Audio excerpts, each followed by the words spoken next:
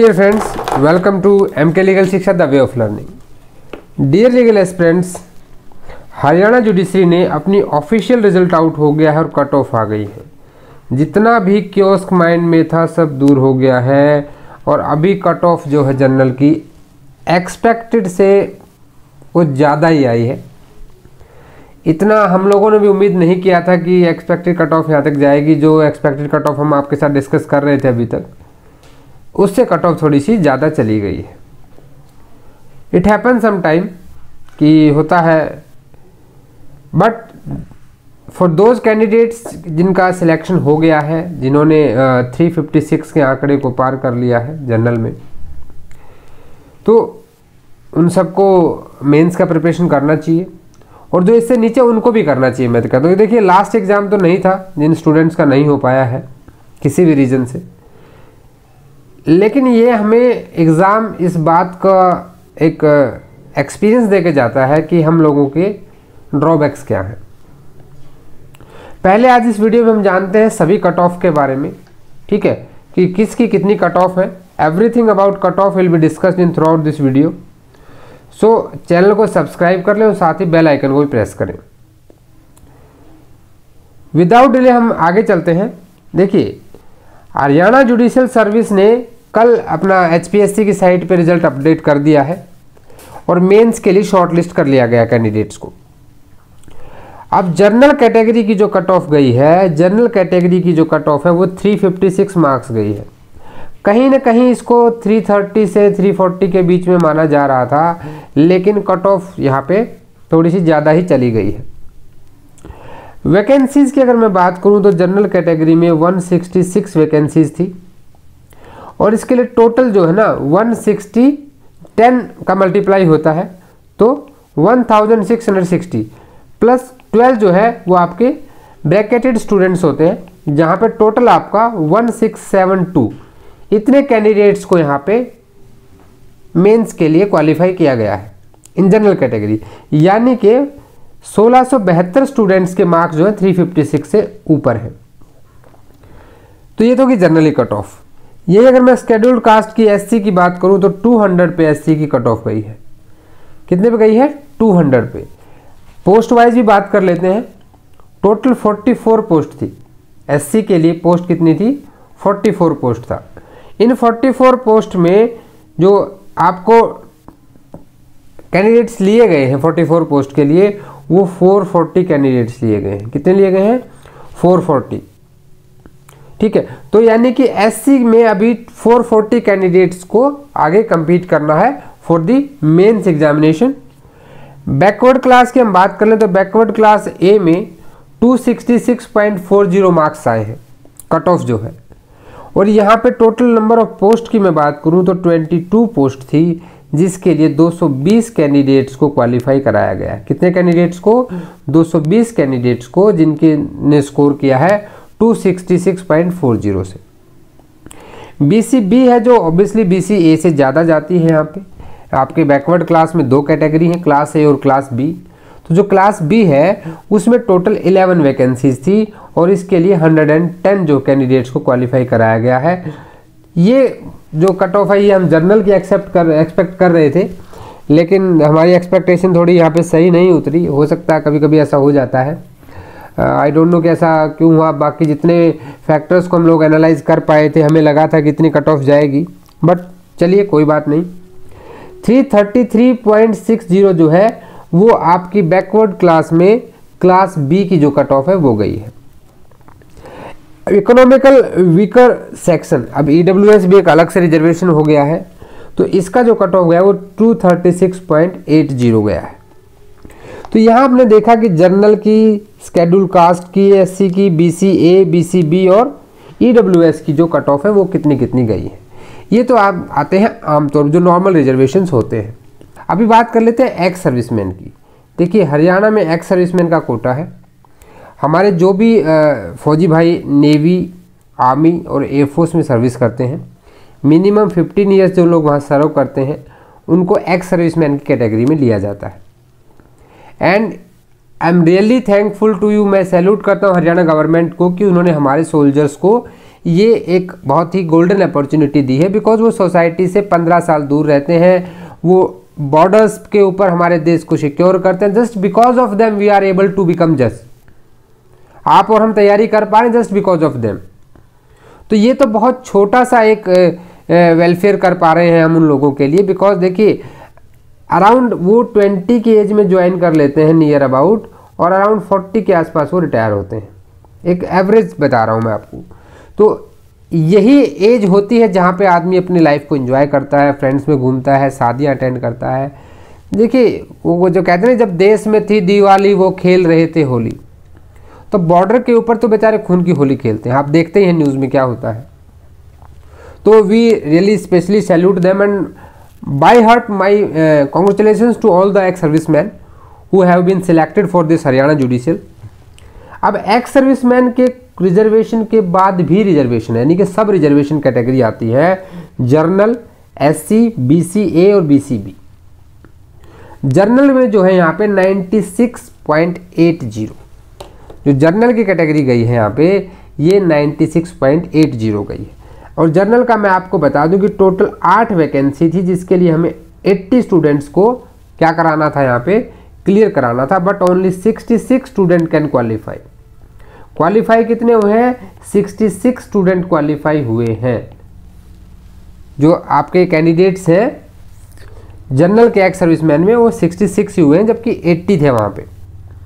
ठीक है, यही मैं अगर एससी की बात करूँ तो एससी में टोटल 3 वैकेंसी था। 3 वैकेंसी के लिए आपको 30 कैंडिडेट्स मेंस में चाहिए थे, but only 4 candidates can achieve this 94.40 candidates, 4 he candidate ने क्वालिफाई किया है। अब एक्स सर्विसमैन के लिए जो बीसी ए आपका आता है, बीसी ए के लिए यहाँ पे एक ही वैकेंसी था, और एक वैकेंसी के लिए आपको 10 का मल्टीप्लाई करना है। देखिए फैक्टर यहाँ पे, तो आपको कितने 10 कैंडिडेट चाहिए थे, बट यहाँ भी आपके 4 ही कैंडिडेट जो है क्वालिफाई कर पाए हैं। बीसी ए में भी, एससी में भी 4 और बीसी ए में भी 4। बीसी बी की अगर हम बात करें तो यहाँ पे टोटल 2 वैकेंसी थी, जिसके लिए हमें 20 कैंडिडेट चाहिए थे, और यहाँ पे जो क्वालिफाई कर पाए ओनली 13 कैंडिडेट्स क्वालिफाई कर पाए। ठीक है, ये तो हो गया एक्स सर्विसमैन के लिए। अब एक और अच्छी चीज़ है कि कुछ एक्स सर्विसमैन हैं जो नहीं पढ़ पाते हैं, वो देश की सर्विस में ना अपने बच्चों पे ज़्यादा ध्यान दे पाते हैं। उनके लिए भी हरियाणा गवर्नमेंट ने जो किया है दैट इज़ रियली सैल्यूटेबल। मैं उनको सैल्यूट करता हूँ हरियाणा गवर्नमेंट को कि एक्स सर्विसमैन डिपेंडेंट कोटा भी है। एक्स सर्विसमैन डिपेंडेंट कोटा उन फौजियों को मिलता है। अभी जुलाई में थोड़ा इसमें अमेंडमेंट कर दिया गया है कि अगर किसी एक्स सर्विसमैन ने कोटा ले लिया है तो उसके बच्चे नहीं ले सकते। अदरवाइज अगर कोटा नहीं लिया है तो उसका कोई भी एक सन या एक डॉटर, सभी बच्चे नहीं, सिर्फ कोई एक लड़का या लड़की ये कोटा ले सकते हैं। तो किसी के भी अगर फादर एक्स सर्विसमैन है और उन्होंने कोटा नहीं लिया है तो please avail this, it is a very golden opportunity in Haryana. तो जनरल की मैं बात करूं एक्स सर्विसमैन डिपेंडेंट में तो 142.0 गया है। ठीक है, यहाँ पे भी टोटल 8 वैकेंसी थी, जिसके लिए हमें 80 कैंडिडेट्स चाहिए थे, और 75 कैंडिडेट्स ने ये लेवल अचीव किया है। ठीक है, यही अगर मैं एससी की बात कर लूँ तो एससी का कट ऑफ गया है 93.60, और इसकी वैकेंसीज की हम बात करें तो 3 वैकेंसी थी, और 3 वैकेंसी के लिए यहाँ पे क्या है, आपको 30 कैंडिडेट्स को क्वालिफाई कराना था, लेकिन सिर्फ आउट ऑफ 30 7 कैंडिडेट्स ने क्वालिफाई किया है। यही मैं क्लास ए की बात कर लूँ तो इसके लिए एक ही पोस्ट थी। एक पोस्ट के लिए आपको कितने चाहिए, 10 कैंडिडेट को क्वालिफाई कराना था, सिर्फ 2 ही कैंडिडेट क्वालिफाई कराए। उसके बाद आपका बीसी बी आ जाता है जो 96.80 गया है। देखिए यहाँ पे आपको थोड़ी सी एक हैरानी की बात होगी जो मैं अभी डिस्कस करूँगा आपके साथ। बीसी बी में जो कट ऑफ गई है वो गई है 96.80। इसके लिए भी 2 वैकेंसीज थी यहाँ पे। ठीक है, टोटल आपको 20 कैंडिडेट्स चाहिए थे। ठीक है, 20 में से ओनली 17 कैंडिडेट्स यहाँ पे अपीयर हुए हैं। अब ये बैकवर्ड क्लास वाले को देखिए आप, बैकवर्ड क्लास ए, बीसी ए। अगर आप जनरल कैटेगरी की बात करें, मतलब मैं एक्स सर्विसमैन की नहीं, नॉर्मल कैटेगरी की बात कर रहा हूँ, तो नॉर्मल कैटेगरी में आपने देखा होगा कि जो बीसी बी है BCB के लिए जो कट ऑफ गया है वो 333.60 था और BCA के लिए 266.40 था। लेकिन जब एक्स सर्विसमैन डिपेंडेंट की यहाँ बात आ गई तो आई डोंट नो इतना ज़्यादा डिफरेंस कैसे हो गया 225। ये कोई एरर है या ये किसी की तरह से कैलकुलेट करके ऐसे दिया गया है, दैट मे बी रीज़न। और कमाल की बात है कुल 2 ही कैंडिडेट ने अचीव किया है ये BCA में। लेकिन जब आगे पढ़ेंगे तो आप ये दिया गया है कि कुछ कैंडिडेट्स के जिनके मार्क्स क्या है डिपेंडेंट के ज़्यादा हैं, तो वहाँ पे हो सकता है ये 2 ही कैंडिडेट क्वालिफाई कर रहे हो और इनके इतने मार्क्स अचीव हुए हों, इसलिए ये कट ऑफ इतनी हो सकती है।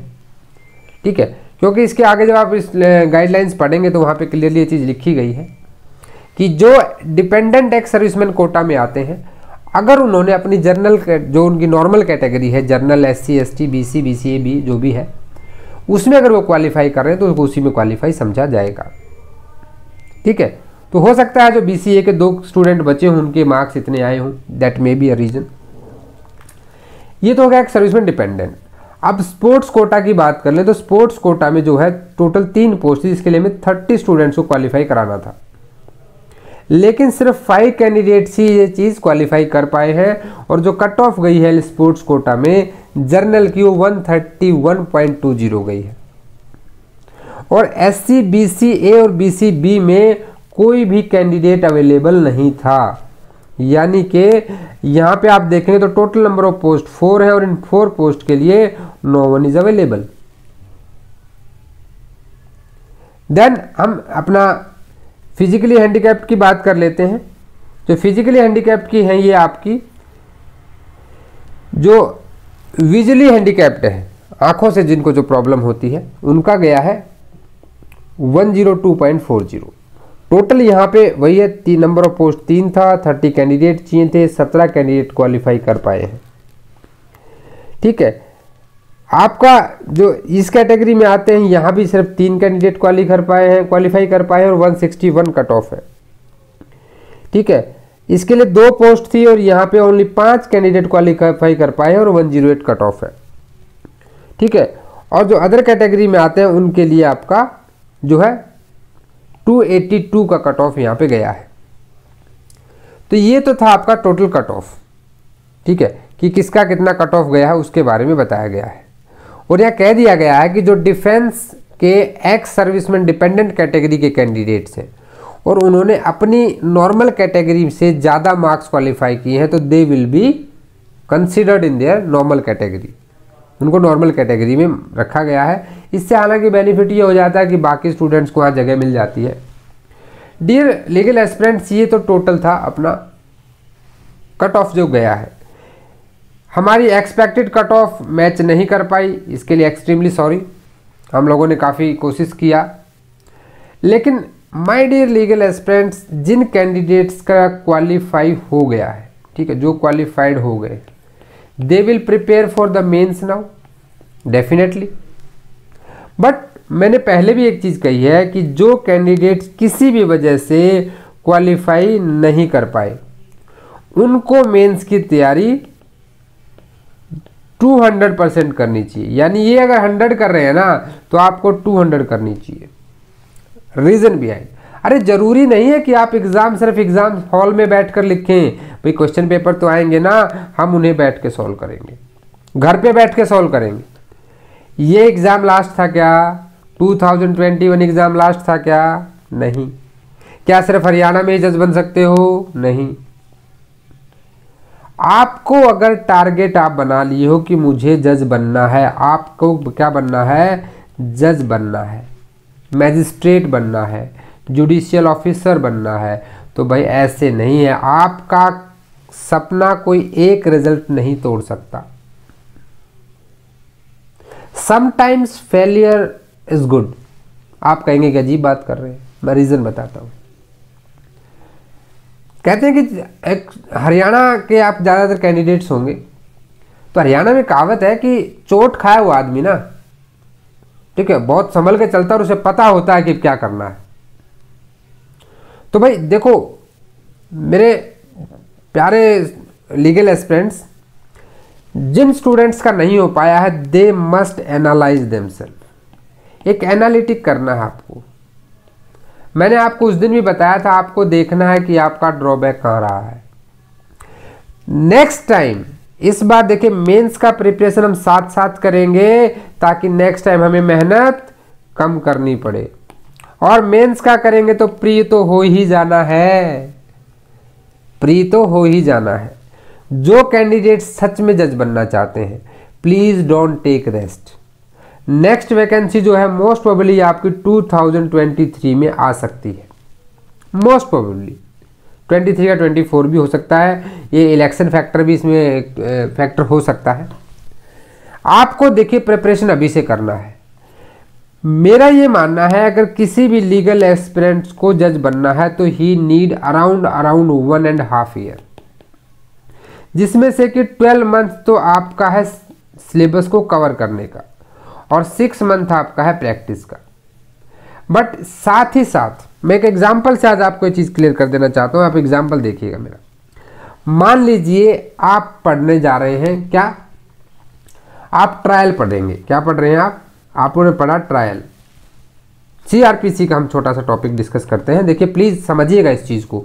जो कैंडिडेट्स नहीं हो पाए हैं और वो कहेंगे कि अब मैं मेंस की तैयारी क्यों करूं, व्हाई शुड आई डू, उनके लिए छोटी सी चीज़ बता रहा हूं। आप चारों ट्रायल पढ़ते हैं, सेशन ट्रायल पढ़ते हैं, समन केस ट्रायल पढ़ते हैं, आप वारंट केस ट्रायल पढ़ते हैं, आप समरी ट्रायल पढ़ते हैं। प्री पॉइंट ऑफ व्यू से आप क्या करते हैं, आप इंडेक्स बेस्ड सबको याद कर लेते हैं कि आपने याद कर लिया कि 225 से 237 तक दे रखा है सेशन ट्रायल, 238 से 250 तक दे रखा है warrant case trial, session trial दे रखा है 251 से 259 और यहाँ पे दे रखा है 260 से 265। फिर प्ली बार्गेनिंग आ जाती। ये आपने प्री पॉइंट ऑफ व्यू से इतना याद कर लिया। लेकिन अगर आप इसका मेंस का प्रिपरेशन करेंगे ना, हरियाणा में क्वेश्चन कई बार पूछा जाता है डिस्चार्ज और एक्विटल, कई बार ये क्वेश्चन आया है।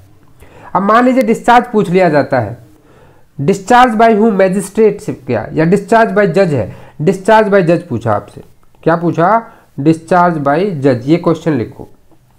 अब इस क्वेश्चन को जब मेंस के लिए प्रिपेयर करेंगे तो आपका माइंड तुरंत जाएगा कि जब जज वर्ड आ गया तो सेशन ट्रायल होना चाहिए 227 के, यहाँ पे आपको फैक्टर्स लिखने। भैया 227 तो याद हो गया ना, प्री में भी तो यही चाहिए था। लेकिन मेंस में इतना डिटेल में आपने याद कर लिया, आपके पास समय है कि आपको अगले प्री में इतना ज़्यादा घबराना नहीं पड़ेगा। डियर लीगल एस्पिरेंट्स, ये तो देखिए एक मेरी तरफ से हम्बल रिक्वेस्ट है कि प्लीज़ आप प्रिपेयर करें। And thanks for watching this video. आपको बहुत जो इम्पोर्टेंट स्टेप है, मेंस रियली बहुत मैटर करता है। सो मेंस के बारे में भी अब कई तरह बातें करते रहेंगे। 2013 का एक सिविल का क्वेश्चन मुझे मेल किया है कैंडिडेट ने, तो आज शाम को हम उसको सॉल्व करने वाले हैं। मेरा रिक्वेस्ट है कि जो कैंडिडेट्स क्वालिफाई नहीं कर पाए हैं, प्लीज़ आप भी मेंस का तैयारी करें। सोचिएगा मेरी इस बात को, वीडियो को लाइक कर दें, चैनल को सब्सक्राइब कर दें।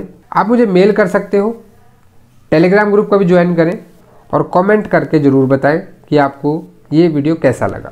और जाते जाते मैं एक ही बात कहना चाहता हूँ कि लहरें भी अपना रास्ता बदल सकती हैं, कश्ती तूफान में भी सफ़र कर सकती है। लहरें भी अपना रास्ता बदल सकती हैं, जो कश्तियाँ हैं वो तूफान में भी सफ़र कर सकती हैं। हौसला मत हारो गिर कर है दोस्तों, अपनी भी किस्मत बदल सकती है। लेकिन कैसे बदलेगी, हमारे हार्ड वर्क से, हमारी मेहनत से। And next